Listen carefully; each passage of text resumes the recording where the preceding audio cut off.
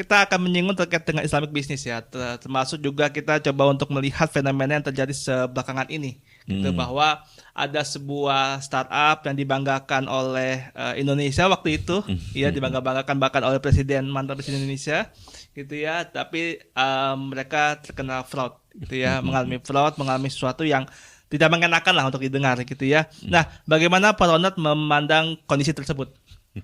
Ini agak susah sih ngejawabnya ini memandangnya seperti apa ya. Kalau saya lihat memang kayaknya banyakkan tren startup itu memang seperti itu. Hmm, Mereka terlalu mengejar pertumbuhan karena kan memang gamenya seperti itu kan, hmm, menciptakan value yang nilainya tinggi, yang mana value itu sendiri sebenarnya kalau kita lihat basisnya, ya kalau kita orang accounting yang belajar aslinya harusnya hmm, juga nggak segede-gede itu amat gitu. hmm, hmm, Tapi karena mekanisme apa namanya di pasarnya seperti itu, ya gitu, mereka ciptakan value yang tinggi, nyari investor, tapi realistik apa bukan ya itu who knows gitu. hmm, Bahkan value-nya itu sendiri kadang-kadang valuasinya itu sendiri ya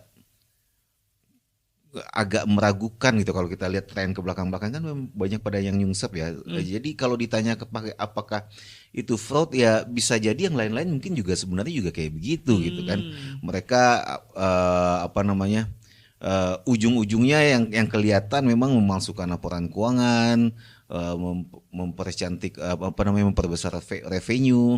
Tapi umumnya sebuah bisnis ya juga bukan semua bisnis ya, banyak juga bisnis yang seperti itu, mau startup ataupun bukan. Kalau mereka mau mengajukan pendanaan dari investor atau ke lembaga keuangan, bahkan ke informal sekalipun ya, yang kayak gitu tuh ya ya banyak gitu loh. Nggak kaget juga ya, itu masalahnya di etikanya sekarang ya. hmm, Kalau kita memandang dari sudut pandang bisnis yang bukan hanya bisnis syariah, sebenarnya ethical bisnis juga tuh, etikanya tuh kemana gitu. hmm, Cuman di sini bukannya saya memaklumi ya, tapi justru kita menolak ya praktek-praktek seperti itu.